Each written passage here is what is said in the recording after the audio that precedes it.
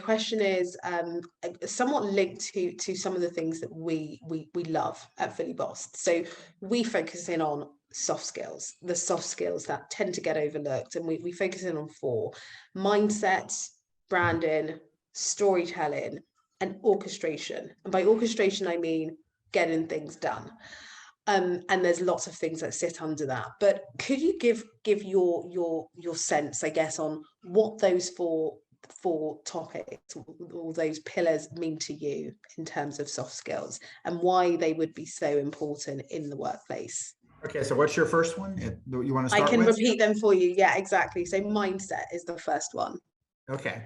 Well, I guess, if we start with a mindset of curiosity and willingness to collaborate and to team and to partner and to learn, then you're going to be fine, right? I also talked about a mindset of assuming positive intent, which is a fairly active thing you have to work on every day, because I frequently find myself in the middle of a discussion where I'm getting frustrated because I know we're not being effective in what we're trying to execute. And I have to remind myself, that my mindset has to be assuming that positive intent and then questioning my tools and techniques that we're using to try and create the outcome, as opposed to being frustrated with the people that are part of the process, right? And so I think that combination of mindset is incredibly powerful. It's hard. It requires a lot of energy, and it requires that you practice it, right? Because all of us can get tired at the end of a 10-hour day in the middle of a high pressure situation where things are not going as planned. The real leadership quality that stands out is the person in the room who is not flustered, is Right. not frustrated, Yeah. is not angry, Yeah. but is thoughtful and considerate and helpful in helping the team find that collaboration point that's going to work. I love it. Thank you. You've given such a lovely flavor on mindset, but I could not agree with you more. And I love the practical tip that you just gave in terms of practice, because it is something that you can somewhat easily forget in terms of we're all human beings, but you have to almost go back to the reason why you believe this is the way that we need to do something. So that element of practice is really important. The second one for me is branding. So the importance of creating your own personal brand in an organization where you work. So it's interesting because that changes over your career. Yeah. Right? As you're young and entering the workforce, your brand is associated with your education. What did you learn? What are you bringing to the business? What's your specific area of expertise? But nobody assumes you actually know that much, right? When you're just joining the workforce, and they're assuming that you're going to get some on-the-job experience and you're going to continue to get some training that's relevant to whatever the task is you're doing. And that's true whether you're in business or you're in medicine or you're in education or religion. It just doesn't matter the field that you're in. As you're young, your personal brand is really about how you interact with people on a daily basis and whether you're curious and helpful. Full stop. That's pretty much what defines your brand. Yeah. As you then go through the middle part of your career, your brands really become associated with what you're known to be good at, right? Mm-hmm. So you're known to be good at finance and specifically at doing project turnarounds or whatever it is that you're doing. Yeah. And for a long time in your career, probably 10 or 15 years, you start developing the brand around expertise, individual expertise. But you didn't lose what you started with. Was the first brand was how are you as a human being, right?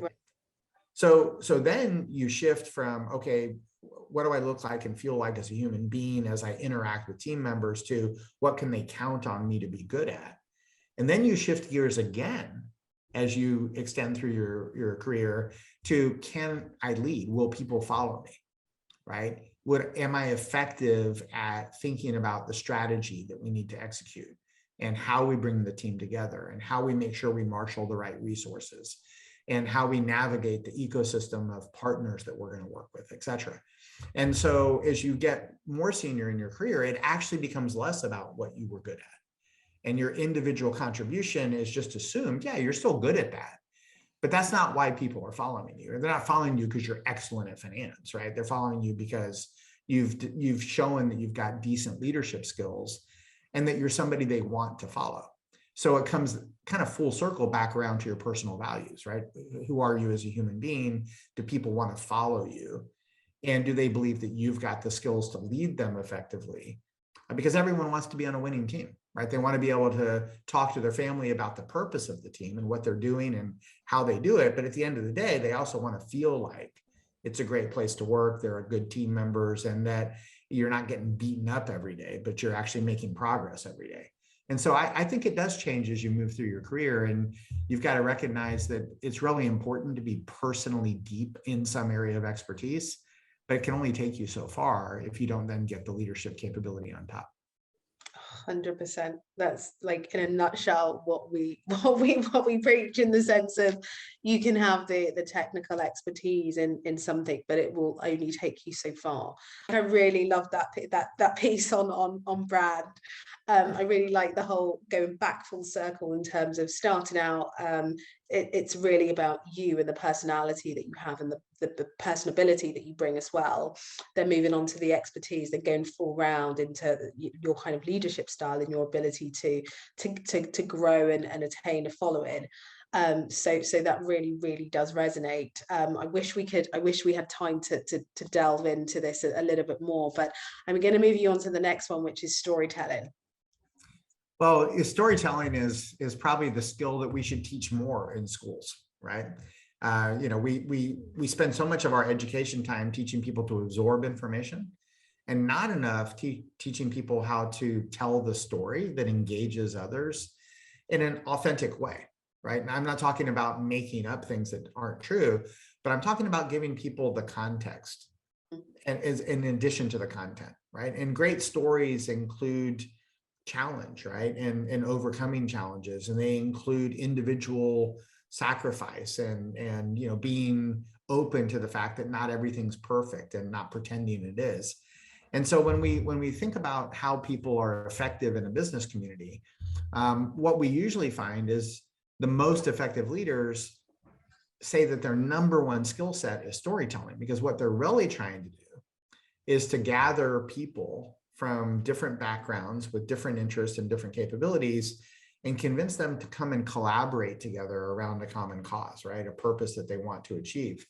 And so being able to effectively tell the story of what are we going to do, how are we going to do it, and what are we expecting to accomplish, and then what's going to happen as we move through this journey together in a very compelling way, I think is one of the absolute most important skills at pretty much every layer of your career, but it becomes more and more and more and more important as you move up through the leadership ranks, because you've got more and more and more influence across a broader stakeholder group.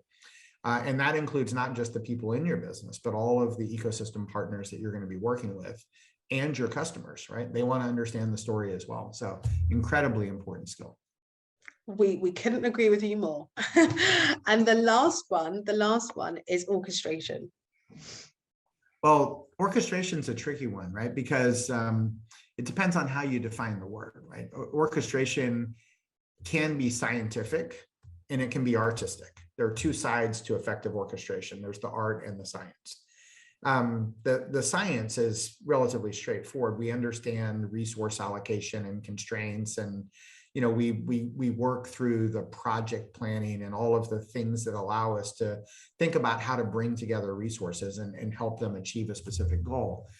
But there's an art to orchestration as well. And I think it comes back to the storytelling part, right? Is orchestrating energy towards this common goal is an art that requires practice. And it seldom works the way that you think it's going to when you start the journey, right? Yeah. So I think there's a famous quote that says, your battle plan is perfect until the first engagement, right? And then all battle plans change.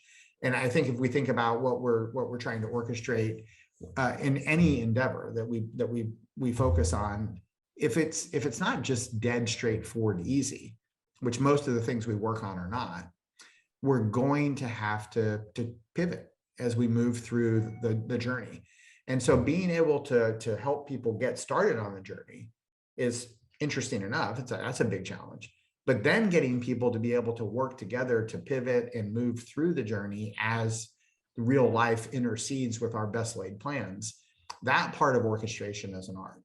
And I think that's the things a lot of people miss when they're trying to think through how to orchestrate the team and the resources and the rest of the ecosystem to achieve something special, is that blend of art and science requires a constant balance.